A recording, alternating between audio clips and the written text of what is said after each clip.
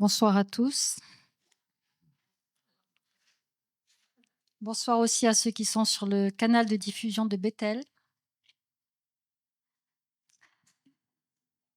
Alors,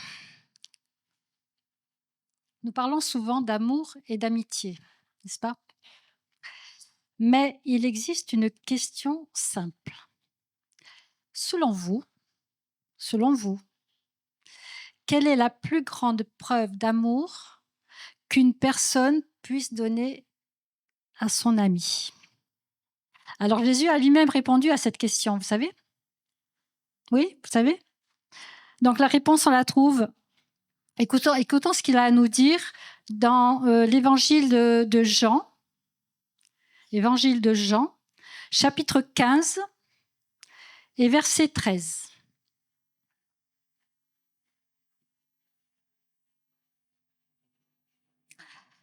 Donc ce verset nous dit « Il n'y a pas de plus grand amour que de donner sa vie pour ses amis. » Amen. Donc là, Christ allait montrer la plus grande marque d'amour que l'on puisse recevoir sur cette terre. Il a donné sa vie pour ses amis. Donc il est mort pour ses amis. Mais savez-vous aussi pour qui Jésus a réellement donné sa vie? Et cette réponse, nous la trouvons dans Romains, chapitre 5, verset 8. Et c'est Paul qui nous le dit, l'apôtre Paul, qui nous dit « Alors que nous étions encore pécheurs, Christ est mort pour nous. » Donc Christ est mort non pour des amis, mais pour des ennemis. Il est mort parce que nous étions encore pécheurs. Il n'est pas mort seulement pour des hommes bons, il est mort aussi pour des hommes pécheurs et coupables. Il est mort pour ses propres ennemis. Et c'est confirmé dans le verset de Romains, chapitre 5, verset 10, qui dit « Car si, lorsque nous étions ennemis, nous avons été réconciliés avec Dieu par la mort de son Fils, à plus forte raison, étant réconciliés, serons-nous sauvés par sa vie. » Voilà. Donc c'est confirmé, oui. Jésus n'est pas mort seulement pour ses amis. Il est mort aussi pour ses ennemis, comme nous dit le verset. Il est mort pour ceux qui l'aimaient, mais il est mort aussi pour ceux qui ne l'aimaient pas. Donc Jésus, là, ne parle pas d'une amitié ordinaire. Il parle d'une amitié qui va jusqu'au sacrifice. Il va jusqu'au sacrifice suprême. Alors, petite définition de l'amitié. Donc, l'amitié, c'est un lien d'affection sincère entre deux personnes, fondé sur la confiance, la fidélité et le désir du bien de l'autre. Voilà, tout ça, ça a été dit tout à l'heure. Dans la vie, nous avons tous des amis. Nous avons tous des amis qui nous encouragent. Nous avons tous des amis qui nous soutiennent dans les moments difficiles, n'est-ce pas? Mais Jésus, lui, parle d'une autre amitié, d'une amitié qui est d'un niveau encore plus élevé. Jésus nous montre que l'amitié ne se limite pas seulement aux paroles ou aux sentiments. La véritable amitié peut aller jusqu'au don de soi. Alors, pour situer dans le contexte, Jésus, là, parle quelques heures avant sa mort, avant la croix. Et sans aucun doute, il pense à sa mort qui est proche. Il pense à ce moment où il offrirait sa vie en sacrifice pour nous autres. Et à ce moment-là, quand il parle, Jésus sait qu'il va être trahi. Il dit, en vérité, je vous le dis, l'un de vous me trahira.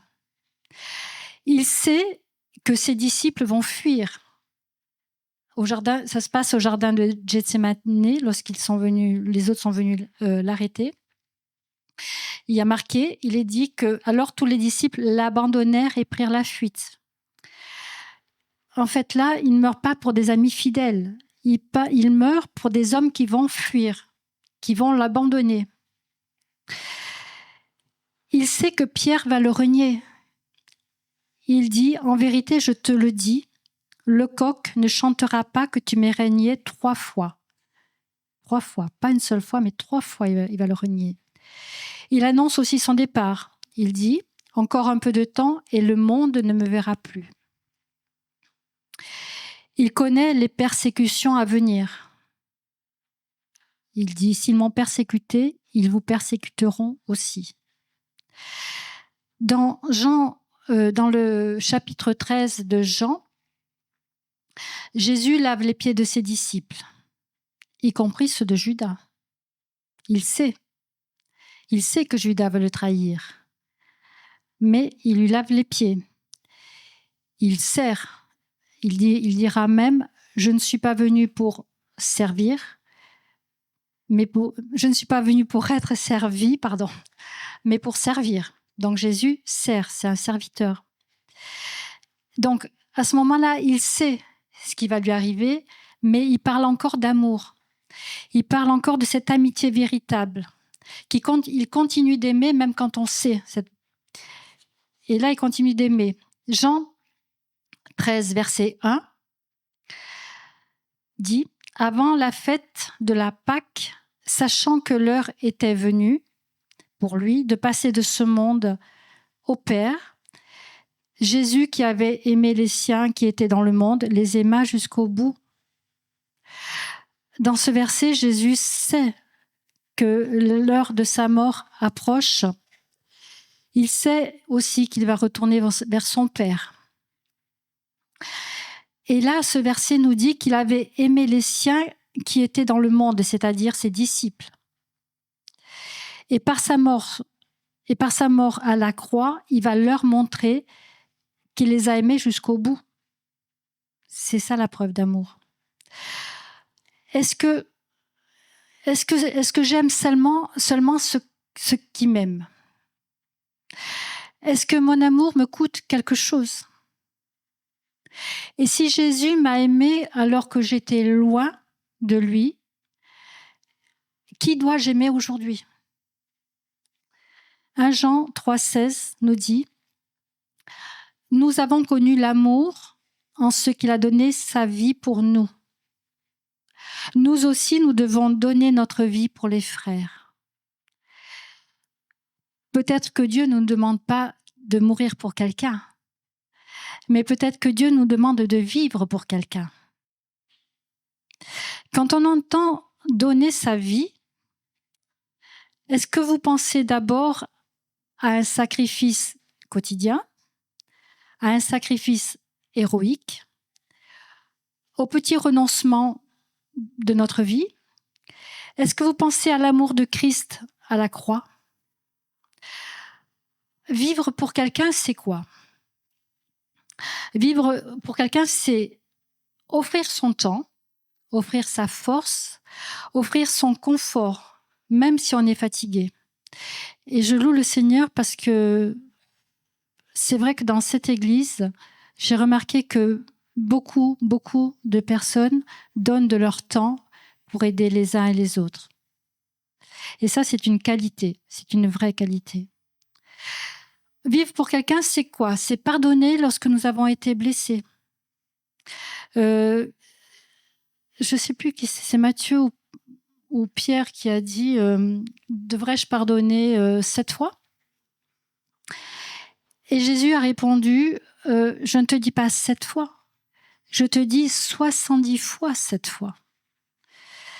Vivre pour quelqu'un, c'est aussi servir. Et Jésus nous a été notre modèle dans ça, puisque il a dit je ne suis pas venu pour être servi, mais pour servir. Vivre pour quelqu'un, c'est aussi se supporter. Supportons-nous les uns les autres. C'est un commandement, supportez-vous les uns les autres. Dans les églises, il y a des caractères forts, il y a des caractères doux. Et bien, tout ça, ça fait une église, ça fait une unité. Tout le monde n'est pas pareil. mais tout le monde doit se supporter. C'est un commandement du Seigneur. Supportez-vous les uns les autres. Vivre pour quelqu'un, tout à l'heure, quelqu'un l'a dit, c'est choisir l'autre avant soi. C'est se mettre en avant. Ne pas regarder à ses intérêts, mais regarder les intérêts de l'autre. Enfin, vivre pour quelqu'un, c'est aider sans rien attendre en retour. Si l'on aide quelqu'un en se disant « Ouais, bon, je vais l'aider, mais je suis sûre qu'il va me donner quelque chose, qu'il va me faire un cadeau, ou quelque chose comme ça. » C'est pas comme ça que ça marche. Si on veut aider quelqu'un, il faut que ce soit sincère. Il ne faut rien attendre en retour. On l'aide parce qu'on a envie d'aider. Et pas pour attendre quelque chose en retour. Philippiens 2,4 nous dit que chacun de vous, au lieu de considérer ses propres intérêts, considère aussi ceux des autres. Est-ce que mon amour, est-ce que mon amitié me coûte quelque chose ? Un amour ou une amitié qui ne coûte rien, c'est une amitié superficielle. 1 Jean 3,18 nous dit « Petits enfants, n'aimons pas en parole et avec la langue, mais en action et en vérité. » Le plus grand amour ne se mesure pas aux paroles que l'on prononce. Il se mesure au prix qu'on paye. Quand on paye un prix, là, on mesure notre amour pour l'autre. Et Jésus n'a pas seulement dit qu'il nous aimait, il a aussi montré à la croix. Il a prouvé. Et les actes sont plus forts que les paroles. C'est facile de dire à quelqu'un, c'est bien, c'est très bien même de dire à quelqu'un je t'aime. C'est très bien. Mais quand on le montre, c'est encore mieux. Les actes sont plus forts que les paroles. Jean 15,15 dit « Je ne vous appelle plus serviteur parce que le serviteur ne sait pas ce que fait son maître. Je vous ai appelé ami parce que tout ce que j'ai appris de mon Père, je vous l'ai fait connaître. » Voilà, il n'a pas gardé pour lui son savoir. Il a transmis. Nous avons vu le plus grand amour, un amour qui a donné sa vie, un amour qui aime même les ennemis, un amour qui nous appelle amis. La question n'est plus est-ce que Jésus nous aime ? Parce que la croix a répondu. La question est quel genre d'ami suis-je ? Je me pose la question moi-même aussi. Quel genre d'ami suis-je ? Matthieu 5,44 dit « Mais moi je vous dis, aimez vos ennemis, bénissez ceux qui vous maudissent, faites du bien à ceux qui vous haïssent, et priez pour ceux qui vous maltraitent et vous persécutent. » Imaginez une seconde, une personne qui vous a blessé, qui vous a trahi, qui vous a mal parlé, qui vous a déçu, critiqué, enfin, une personne mauvaise, je dirais. Et puis un jour, cette même personne traverse une grande épreuve. Elle est malade, elle se retrouve seule, elle a besoin d'aide. La question est, que faites-vous ? Que faisons-nous ? Est-ce qu'on se dit, tant pis pour elle, elle a bien cherché, elle récolte que ce qu'elle a semé, elle n'a que ce qu'elle mérite ? Ou alors, est-ce que nous choisissons de l'aider malgré tout ? Jésus, c'est ce qu'il a fait. Jésus, c'est ce qu'il a fait pour nous. Il ne nous a pas aimés quand nous étions aimables. Il nous a aimés quand nous étions éloignés de lui. Il nous a aimés quand nous étions indifférents, quand nous étions ennemis. C'est là le plus grand amour. Peut-être que Dieu ne nous demande pas de mourir pour quelqu'un, mais peut-être que Dieu nous demande d'aimer quelqu'un que nous aurions préféré éviter. L'amour de Jésus ne cherche pas des amis parfaits. Il cherche des amis prêts à aimer comme lui. Il nous a aimés jusqu'à la croix. Nous devons aimer jusqu'au don de soi. Nous devons suivre son exemple. Aimer comme Jésus, c'est aimer au-delà de soi. Il y a longtemps, j'avais entendu, je ne sais plus si j'avais entendu ou si j'avais lu, l'histoire d'un soldat qui s'était jeté sur une grenade pour sauver ses camarades. C'est un acte héroïque. C'est le plus grand amour sur terre qu'on puisse faire. Mais Jésus, lui, n'est pas mort pour des camarades loyaux. Il est mort pour des hommes qui allaient l'abandonner. Il est mort pour des hommes qui allaient le renier, pour des hommes qui allaient le trahir. Il est mort pour des hommes qui l'injuriaient, qui l'ont injurié, pour des hommes qui l'ont fouetté, pour des hommes qui lui ont craché au visage, pour des hommes qui allaient finalement le clouer sur une croix. Et même là sur la croix, sa première parole a été une parole de pardon. Il a dit « Père, pardonne-leur parce qu'ils ne savent pas ce qu'ils font. » Juste quelques versets pour... Donc, Proverbe 17 nous dit « L'ami aime en tout temps, et dans le malheur, il se montre un frère. » L'ami véritable, le véritable ami, est présent dans les bons comme dans les mauvais jours. Jésus est présent dans les bons comme dans les mauvais jours pour nous, n'est-ce pas? Et donc, un véritable ami aime en tout temps. C'est constant, c'est constant, c'est pas conditionné par les circonstances. Dans le malheur, et le verset nous dit que dans le malheur, il se montre un frère. Donc là, à ce moment-là, il devient famille. Il soutient, il protège, il est un appui solide et il ne disparaît pas lorsque tout se complique. Suis-je ce type d'ami pour les autres? Proverbe 27:6 nous dit « Les blessures d'un ami prouvent sa fidélité, mais les baisers d'un ennemi sont trompeurs. » Donc là, c'est une amitié qui ne doit pas être superficielle.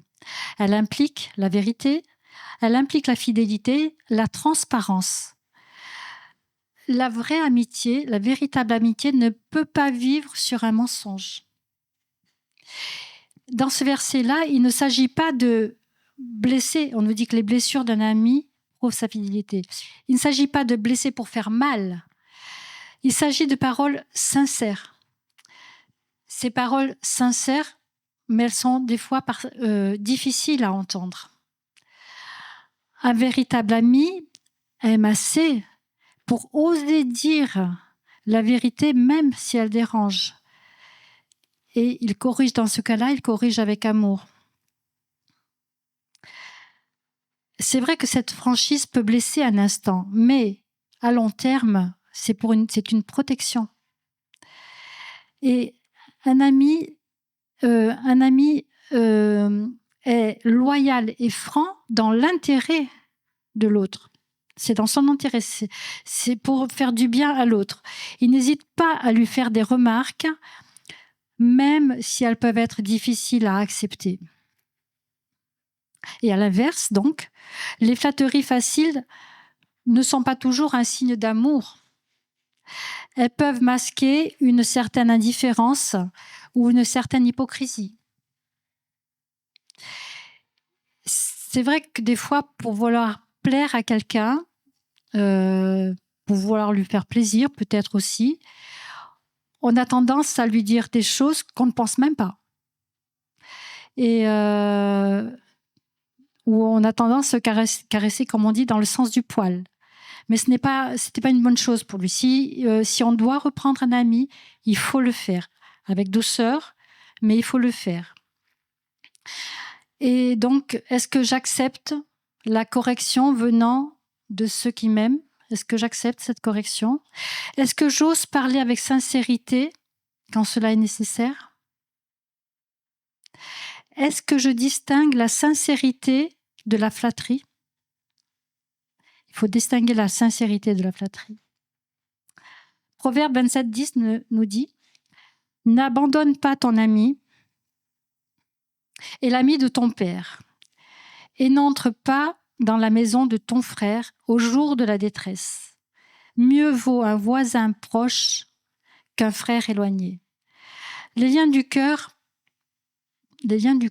peuvent parfois se révéler aussi forts, peut-être plus, que les liens du sang.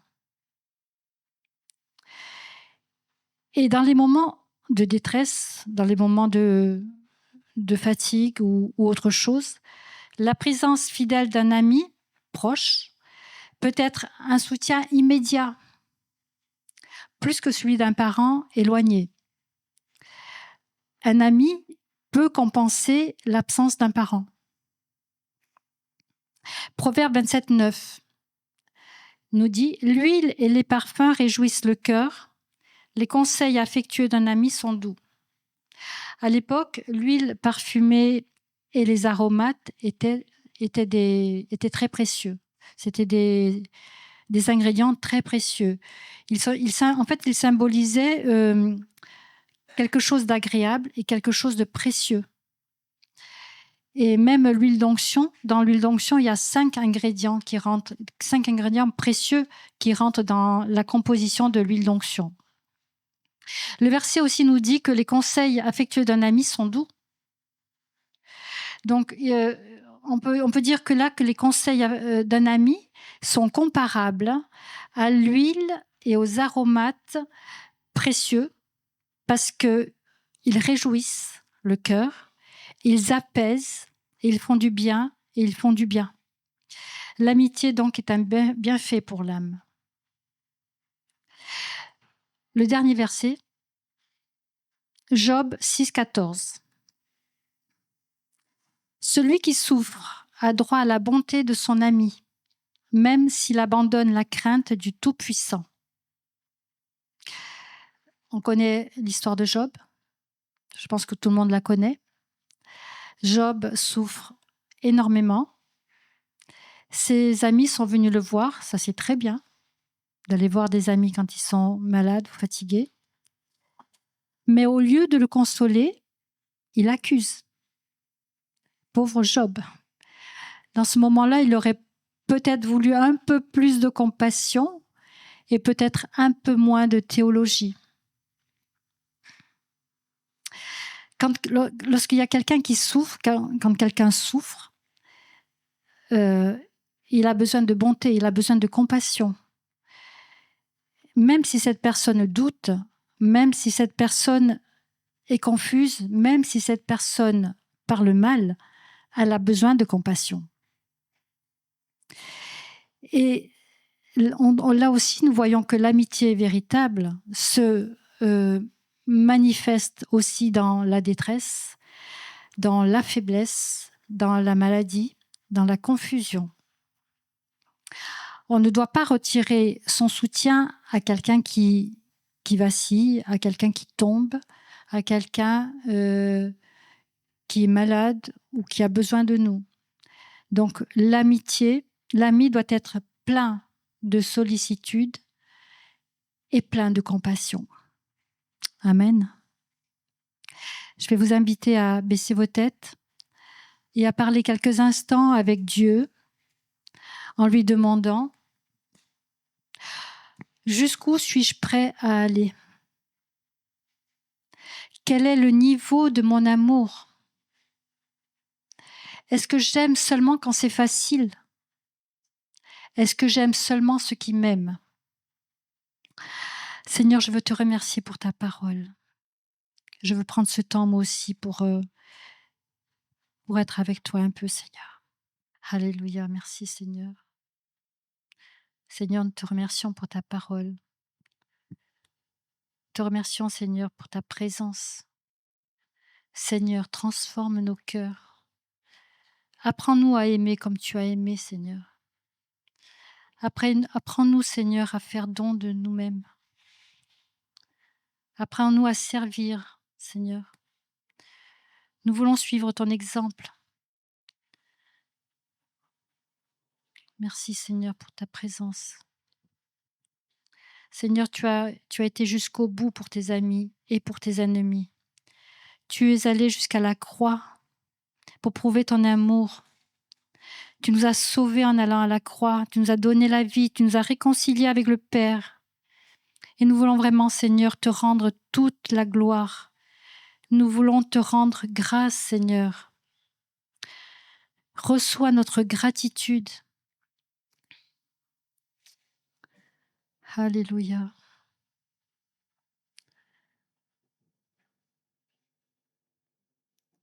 Te remercions, Seigneur.